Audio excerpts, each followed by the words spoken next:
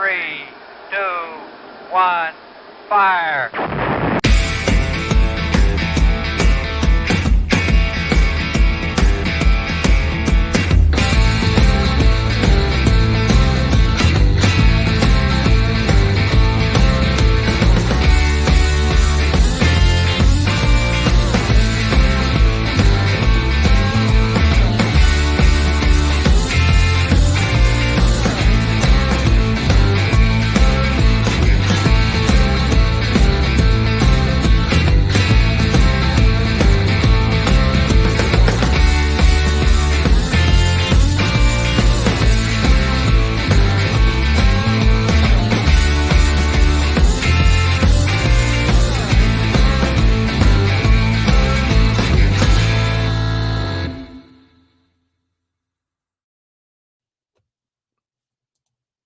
So I really have to wonder, I really have to ask if Santa's elves, if Santa's helpers even know me at all.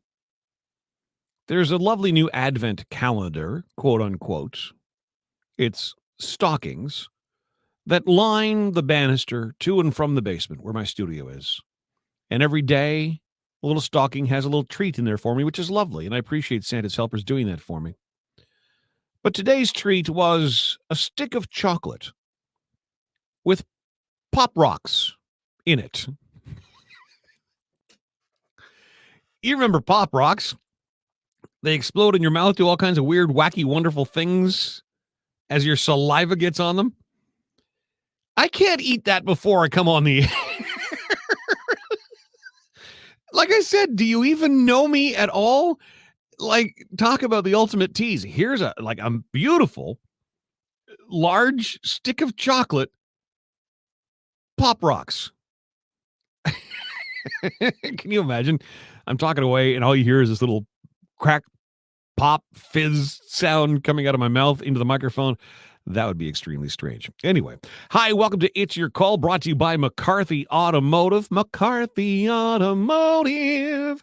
Putting the good under your hood. Auto maintenance and repair, fleet vehicle specialists as well. You know what? It's not too late for your winter tires. I know. The snow that we got, especially on the roads, has melted for the most part, but we're not out of the woods yet. Let's face facts, all right? So if you're looking for new winter tires, all major brands are offered there, but vehicle maintenance, repairs, etc. as well. And yes, they are your fleet vehicle specialists. 1150 Heron Road.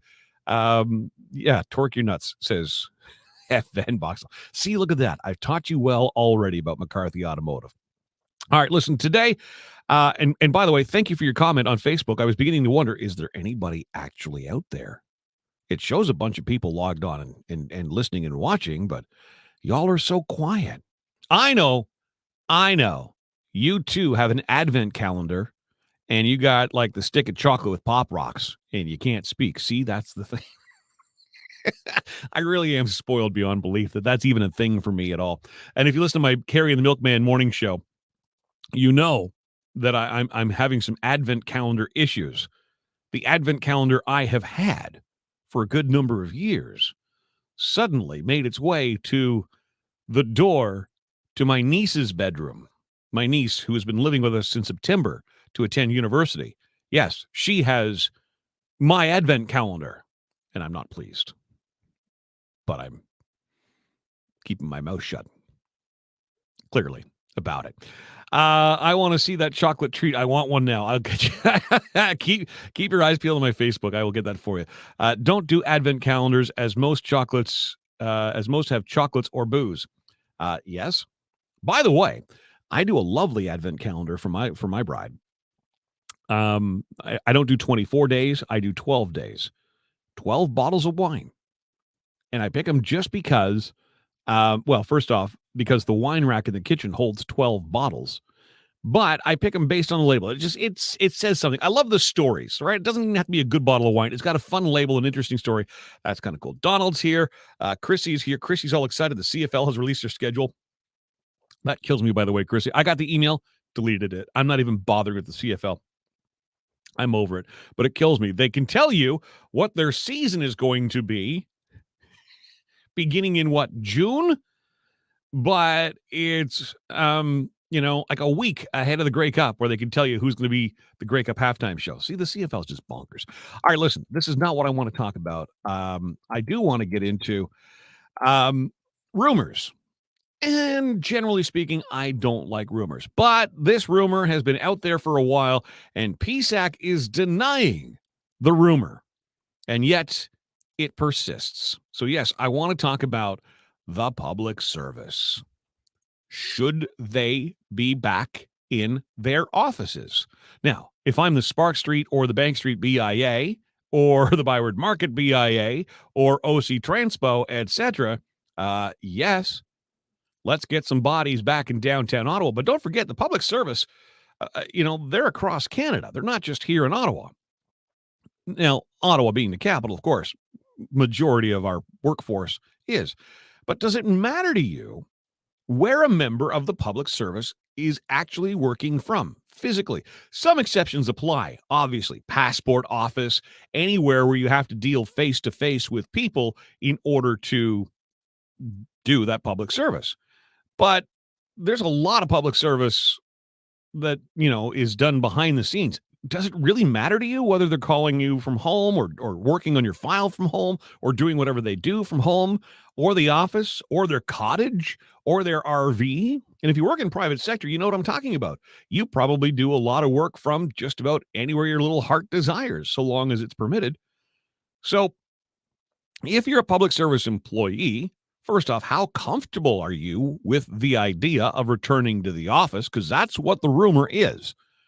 That in some way, shape, or form, in the next little while, you are going to be returning to the office. And if you're not a public service employee, first off, if you're a private sector employee, are you back at the office? How comfortable are you being there?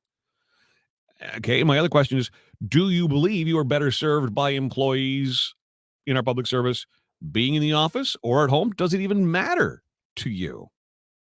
All right, now I can't speak to any of the federal public services like passports, etc. I can certainly speak on a provincial level because last week I was at Service Ontario to register the RV, change the ownership, etc. And you know what? Look, the place is fully staffed.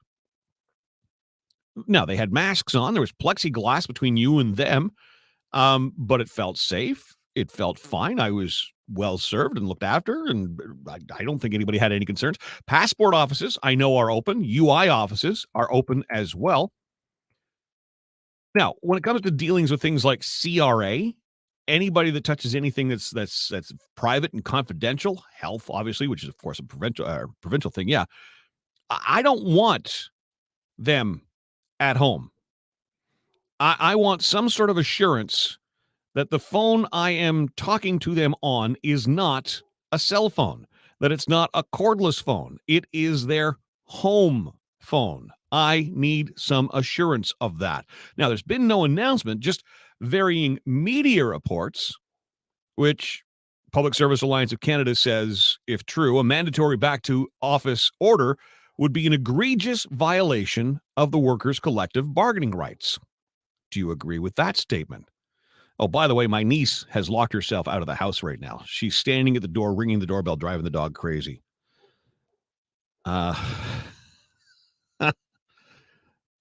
Wow. Okay. Sorry, that's a heck of a distraction. The Treasury Board was expected to issue a mandate soon that would require all federal public service employees to return to the office for a minimum number of days per week and spell out conditions for exemptions. Okay. So the PSAC union is estimating that as many as 80% of its employees are working either a hybrid work week or working completely from home. Does it matter to you where your public service workers are working from? 613-604-6464, as I feel rotten now for not putting the show on hold and running upstairs to let my niece into the house for which she has a key for. It's the worst feeling ever.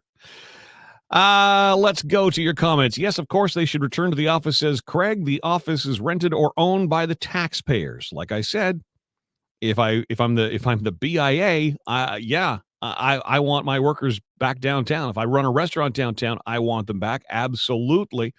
Satan's Playmate says if they deal directly with the public, then yes, you can't trust that they have a trusted internet for secure files. See, that was my concern. I had some dealings with the CRA, and the person, of course, starts the conversation by saying, just so you know, I'm working from home and I'm on a cell phone. Does that make you uncomfortable? Yes. Yes, it does. Again, if I'm talking to someone who I know is working at an office, whether it's in Moncton or Winnipeg or Edmonton or downtown Ottawa, I have some reasonable assurance that they're on a secure-ish line. As for public servants, says F. Van Boxtel, many have no need to deal with the general public. The ones that do should be in the office. The government can save a ton of money by having workers at a home office, save the planet from cars on the roads too. I call that a win. Yes, from an environmental standpoint, that is certainly better. But again, if you're running a business in downtown Ottawa, right? Like if you're a merchant on the Spark Street Mall right now, you're missing those employees being in the office in a big bad way.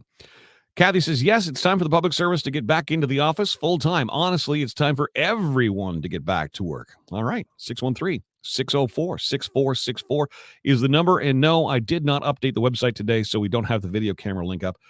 I got a million things going on. I got to focus. You know what I need? I need anybody who's got, the will to work from home and wants to do this on a volunteer basis, help me out, putting up links, etc. Get in touch. Joshua says, oh gosh, this is distracting. I know you're locked out. I can't help you. Productivity is probably up away from the office. No need to drive, save on gas. If you don't need to be in an office and your job is getting done, what does it matter where it's being done? I'm hearing that a lot, hence the question. Of course, the catch-22 of that, as mentioned, is it certainly affects all the businesses, et cetera, downtown. What becomes of the downtown core in Ottawa, for example, or the downtown core in Gatineau on the whole side, if we just suddenly abandon working from the office? We're talking about moving our hockey arena downtown Ottawa, which, people have screamed and yelled in this town for years and years and years needs to be done. I don't want to commute all the way to Canada from downtown, et cetera, et cetera, et cetera. Well, okay. Now we move the arena downtown, but there's nobody working downtown. I mean, we need to, we're building this LRT system in order to move people in and out of our downtown more efficiently and greener and cleaner, et cetera. So these are a lot of questions that we need to sort of consider when asked, does it really matter to you? Does it? I think on the surface, no, it doesn't really matter to me, except the overall well-being of my city, especially the downtown core, certainly seems to depend on that. Anne's comment has been on the screen for a while. Let me get to that for those listening on the air. Yes, or on the radio stream. Yes, the public service should be back in the office. I don't want to hear the whole family in the background while trying to get stuff looked after. Okay, so you're talking about the person who's on the other end of that phone call when you have to deal with public service. But not everybody is in the public service is working the phones, etc. A lot of them are doing accounting work, research work, etc., and never have any reason to be on a phone call with you or I. I'd say sell the properties and turn them into low-cost housing. Taxpayer win. Well, except for the fact that the taxpayer has to then pay for that. So it's not really a win. At least not from the very beginning. It doesn't seem to be a win. Chris Fraser is calling in right now. Chris, I appreciate you very much calling in. 613-604-6464. How you been, buddy? Pretty good. How are you doing? I'm sexy. Thanks for asking. Oh, there you go. Hey, you were at the Sens game last night, weren't you? To see the new Ring of Honor with Wade Redden put up there. Where is the Ring of Honor in the arena? Is it like the top level? Like, is it different from where the Stanley Cup banners and retired jerseys hang, Chris? I was in the office last night, but from what I could tell from the video feed, it looks like it's at the top, at the 300 level, at the very, very top of the arena. So the very top ring, apropos. Cool. Yeah. Anyway, I know that was a side note. What's your opinion? Does it matter? First off, does it matter to you where a public servant is physically situated when they're doing their job? Kind of yes and no. It's that part of the question is tough because, well, first of all, I was a public servant until about a year ago. And I could say is teleworking was already common in my department and most departments before the pandemic. Okay. So, for example, in my division, it was quite normal to come in to work and, say John Milkey would be off today because he's working from home on Tuesdays and Thursdays, and he'd be in the office on Monday, Wednesday, and Friday. And lots of people had that arrangement anyways. So to me, this whole thing is a big ado about nothing, because telework was already common and people were already working on an average of twice a week from home already. So I don't understand why the union is making such a big fuss over this. Interesting. And I think, I mean, us in the media doing what I've done for all my life, there's always the, take that, have that joke. It's Friday. What are you even doing in the office? You work for the public service. Ha, ha, ha, ha, ha, ha, ha. Right. Because there is that illusion. But I mean, where there's smoke, there's fire. There's a little bit of truth to that. I mean, we all have to admit the public service certainly, are in a more fortuitous position than most private sector workers when it comes to days off, et cetera, banking holidays. It comes summertime, they certainly, seem to be able to take long weekends, et cetera, pretty much every single weekend. But I hear what you're saying. And it's interesting that, yeah, I can telework. And, so, I mean, if you're on the front lines, obviously, and I think when people think of the public service, if they're not in the public service, that's kind of where their brain goes to, right? Is that face-to-face encounter at the UI office or or if I'm getting a passport, that kind of thing. But that would be a very small percentage of our public service that would be on that front line, would it not? Probably. That's probably maybe only like 20%. The other 80% are working in offices where they don't come in direct contact with the public, which was my situation. For all the years I worked in the government, I wasn't really dealing with the public, directly. Right. I was just dealing with other public servants. So fun. But I also think what was that? I said fun. Fun, yeah. Being facetious. Fun. Some of them are fun. But I actually miss being in the office. Like I enjoyed. Obviously there was days when it's like minus 20 and it's snowing. Yeah. And you have to put your boot and your coats on and then trudge through the snow and everything to get to work. Yeah, those days aren't fun. You're right. That's not fun for everybody. That's not fun for anybody, regardless of where you work or what you do. There's a lot of those days where I don't want to go anywhere. I don't want to do anything. I get it. Yeah. But for a couple of points I have here. First of all, I think the employer, whether it's the Treasury Board, public service, or your private sector employer, every employer has the right to say where you're going to be working from. Sure. So I don't understand the union making a big fuss saying, "Oh, it's not in our collective agreement." Well, it was never in your collective agreement before, and all of a sudden you're saying you have the right to work from home. Well, if I'm the employer and I say you have to come into this office, this is where the job is. And to that, PSAC's argument here is that remote work is a critical issue at the bargaining table this round, not only for PSAC, but for hundreds of thousands of workers from all federal bargaining agencies. So due to the pandemic and due to, respiratory viruses and, et cetera, et cetera, et cetera, this is now a bargaining chip. And don't forget, our public service right now is without a contract, right? They haven't had one since 2021. So it's being used as a bit of a bargaining chip, which I'm sure you're aware of. Yeah. But once again, it gets back to the beginning of the argument. It's like a circular argument. It's like we had telework in my department, which is Public Works. So I'm sure other departments I know other departments had telework agreements too. So they're trying to negotiate something that was basically already there. But I mean, if you want to now moving forward, I can understand if the union's saying, moving forward, we want to guarantee that our workers will be able to work from home. That part I'm okay with if they want to include that in the future. So could the government then right now it's would that then but the government, aka you and I as the taxpayer, in a position to say, okay, you want to work from home? Well, you're no longer commuting, so you don't have those costs anymore. You're not eating in restaurants downtown. You don't have those costs anymore. So if you want to continue on in the public service, a job that paid you, let's just use, numbers for the sake of using numbers, we're no longer going to pay you $50,000. That position is now $42,000 a year. Yeah, boy. That argument wouldn't go over well with the union. No, I know it wouldn't, which is why I'm asking it. I'm trying to stir the pot a little bit on that. But I mean, in a private sector negotiation, that would certainly be part of the argument in renegotiating a contract. Look, we were paying you to come into the office and there was parking involved. And, obviously, we expect there's, going to be some meals consumed downtown while you're here. Well, you don't have those same expenses. So we're offering you the job, but we want to pay you $8,000 a year less. Doesn't make it right, but the Yeah, the argument could be honestly, made, couldn't it? yeah. Oh, for sure. Yeah, it's a fair argument to make that, yeah, you're not incurring all these expenses, including having to buy a bus pass every month, which is like 120 now, I think. So like, yeah, you're saving over $1,000 a year not having to take the bus into work if you're a commuter like I was. So there's a big savings there. So But then, yeah, that argument can be made by the employer. I'm fascinated by the whole, telework thing, which has been ongoing anyway, but you never saw it at a level where the entire office was doing that. At least, there were still some people in the office. Like, would there not be offices in downtown Ottawa and across the country for that matter, where there haven't been anybody except maybe a maintenance worker even set foot on that floor in a year or two? Yeah, that's a good point because the building that I used to work in was a Place de Portage.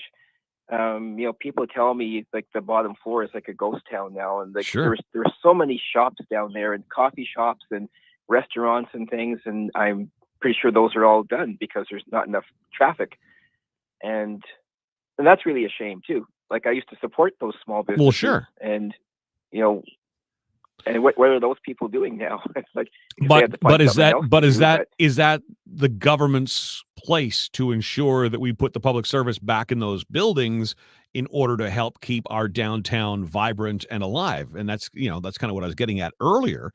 Because yeah, if I'm the Spark right? Street BIA or the Bank Street BIA or the Byward Market, Gatineau, whatever, yeah, I really want government workers back in town. And I also brought up the new hockey rink going in downtown. Apparently, the whole purpose, the whole idea of that is that, well, we should put it where it should have always been, right next to where our biggest employer is, so that people can get to it very, very easily. Well, is that even important now? If the Right. public service is not going to go back to the office, if we're going to say, look, we've recognized the new, look, I'm doing radio from home. You can hear me anywhere in the world, right?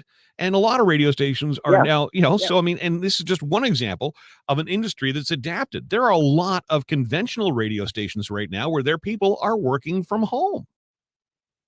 Or they're bringing in voices from, I There mean, you go. Yeah. Chris, I do a show in Sarasota, Florida. I've never been to Florida, right? I mean, the technology allows it now.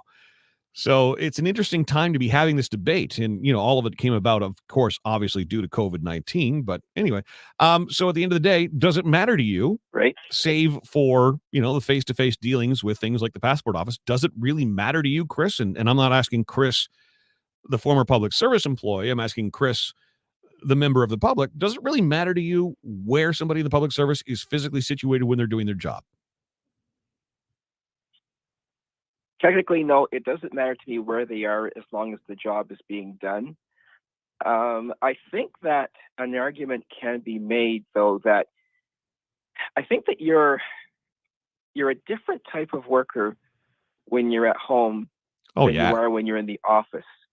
For me personally, and I've said this to people the last couple of years, it's like there's something about having to leave your house, to get on a bus or get into the car and go to an office that makes you maybe a little bit more productive, actually, because you've made the effort to Sure. get there. So once you're there, you feel like, okay, I got to be productive because I didn't come here for nothing. More pressure to gotta do perform. The something. So eyeballs are on you, right? Exactly. When you think about the eyeballs, for example, I was pretty flexible where I was. So like at lunchtime, for example, I would go down to the gym maybe and do a quick workout Mhm. for an hour, and then you want to be back at your desk by 1 o'clock.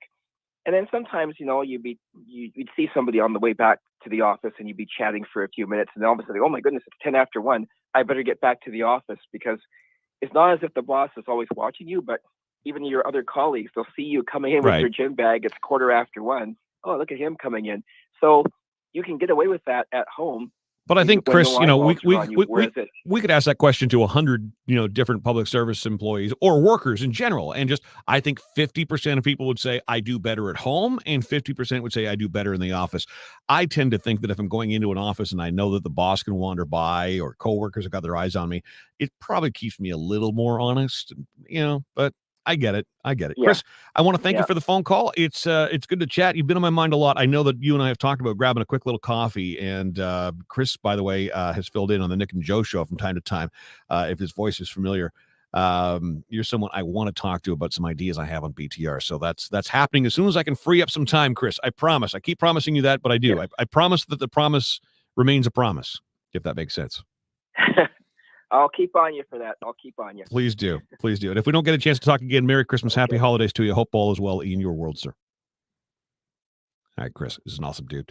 Let's get to some of the comments. Again, I've got my niece banging on the door wanting, and I feel so bad. I don't quite understand. Did they think they would get to work at home forever?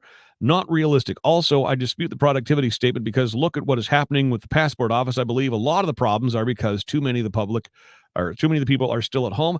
Also, what about CRA and Heron Road? The parking lot is empty, so most of them are still at home. Not everyone has good enough work ethic to do that, let's face it, unless their supervisor has measurable delivery. Yeah, see, that goes exactly to what we're talking about. And by the way, if you work at CRA, I don't really want somebody from CRA having my personal information at home. That does not sit well with me. Tracy says, nope, doesn't matter as long as they get the job done. Back to Hein. He says, I know many a public servant and have found that some are more productive working from home, less time spent at the water cooler, but there is good and bad in any situation, as Chris and I just discussed there. Eric says, are the public service workers willing to take a drop in pay? Their costs are reduced, lunch, clothing, transportation, etc. Eric and I are on the same page on that. Gary says, no office politics. Linda, get back to the office. However, if people are sick, stay home. That is important. See, that's an interesting argument, Linda, and I know Linda works in the private sector. That is an interesting argument. So more allowances for people to say, you know what, I'm not feeling well. I don't want to risk the health of my coworkers. But there are some people, as you know, who show up at the office. They don't realize that they're carrying a virus until a couple of days later. And by then, the damage is done. All right, Murray, nice to see you again. I was wondering if you would show up on It's Your Call. It's good to see you. If you had a better transit system, she would have made it home on time. And if you lived in a safe, your neighbor, you could have unlocked the doors. Listen, I do. I live in a very safe neighborhood. No problem there. I just like my doors locked. And I gave her a key for a reason. Gary says you can jam in quite a few beds out at the Canadian Tire Center. Okay, well, that's true. So turn that into a homeless shelter is what you're saying? I've wondered what would become of the current Canadian Tire Center. CRA employees and several others are working from home. Yes, again, I've dealt with people from CRA working from home. I hate that my name can be sitting on a file on somebody's desk at home. I don't want that. No matter how well bonded they are and no matter how well intentioned they are, I just don't feel comfortable with my name and my business information, etc., sitting on somebody's computer at their computer at home, and they can wander off, and God knows who, their cleaner or plumber or somebody in the house can access that. It makes me uncomfortable, and maybe I don't know, maybe I'm overthinking that. Bill says what these workers don't get is that if this continues, their jobs won't be in Ottawa, but in liberal ridings across Canada. Well, Ottawa's a pretty big liberal riding. I don't know if you've seen how Ottawa votes. Gary says the Melnick Memorial Hospital, free parking after checking us all these years. Stay sexy. Oh my God. The man is dead. Can we just... Ann says, I heard the union asking for more money for workers to compensate for the extra money spent on heating, hydro, internet, etc. while working at home. Oh, yeah. See, there we go. Round and round and round. This is why I could never be at the negotiation table. My head would explode. Chris says, I don't give a crap where they work. I don't think we should halt the evolution of how we work because downtown businesses may be impacted. Anyone who can be productive from home has my blessing to do so. Laura, the idea that the public servant needs to be sitting in a leased office to be effective is outdated. No one interrupts me unless I allow that interruption. Now I might be the only one who works on their vacations and takes operational calls at 4 a.m., however. Let's go to Tracy, and I got to move along quickly because I need to be at Bingo Land for the seniors' dinner today. Elvis is counting on me to get the sound system up and running. Yes, the seniors have their dinner, by the way, from 3:30 till 5:30 today. This is my life lately. You wonder why I'm not able to do the show a couple of days, because I have ridiculous, fun, but ridiculous commitments that I need to adhere to. Tracy says, I can't DJ at Bingo from home. I actually have to physically go there. Tracy says, anyone who works at anything that can be done from their home should be able to do so if that is their choice. not just public servants. Interesting. Nobody making $50,000 a year could afford lunch downtown on a regular basis, says Gary. Okay. Kathy says, agree. If the government employees don't want to get back to their offices, then yes, cut back their wages. Okay. Mary says, try working like slaves in the West in -40 outside to provide all the equalization money for the East. Then talk about how the government workers should have the right to work from home. Julie says, government worker here. I was in the office last Thursday and the office was full and there is talk. We are being mandated to go back to the office, but in my building, a lot have already gone back. Hello to Chris from Craig. Laura says, terrible argument to be paid less. I could make triple my salary in the private sector. It doesn't matter how hard I work. I do not make bonus. I do not get a raise. I stay because serving Canadians is important. Junior, the government has a real opportunity to innovate with the downtown core. We have an affordable housing crisis in Ottawa, and those buildings can be used to address that. Let's make the core a place that people who want to go to for leisure activities rather than having to go there for work. Interesting. That'll take some time, obviously, to make that happen. We have had that since Ottawa was named the capital. It has been, the downtown core has been where everybody goes to work. Honestly, John, I didn't think about the impact it could make to supporting businesses, so this is a hard decision. It really doesn't matter where they work from as long as the work gets done efficiently and cost effectively. Look, it's obviously a concern. It has to be a concern about the businesses downtown. We rely on them. We want to support them, but those businesses, may have to adapt and move their businesses to outlying areas in order to serve a different community. But boy, the pain in the short term for that. All right, running over time. And like I said, I do have to go. I want to get a few more comments in, and she's still ringing the doorbell, by the way. Michelle says, good Lord, public sector workers already get paid too much of my tax dollars to do their jobs, usually incompetently. They should have to get their butts into the office like everyone else in the private workforce. Well, so not everybody in the private workforce is having to go right back into the office. Gary's addressing some of the comments from Kathy earlier on. Texting without my glasses on, says Craig. I work better at home, says Karen. I used to work for CRA and they tracked our time and you could get docked for being late. Now they're working from home using cell phones and laptops. Yeah, I had a phone call from somebody at CRA the other day. I'm on a cell phone. Does that bother you? It really does. Guys, gals, people who don't subscribe to any gender, thank you so much for being here for It's Your Call. I apologize for the confusion and the nuttiness that is going on around me. But you know what? It is what it is, and that's the world today. It's nutty everywhere. Let's have another conversation tomorrow here on It's Your Call.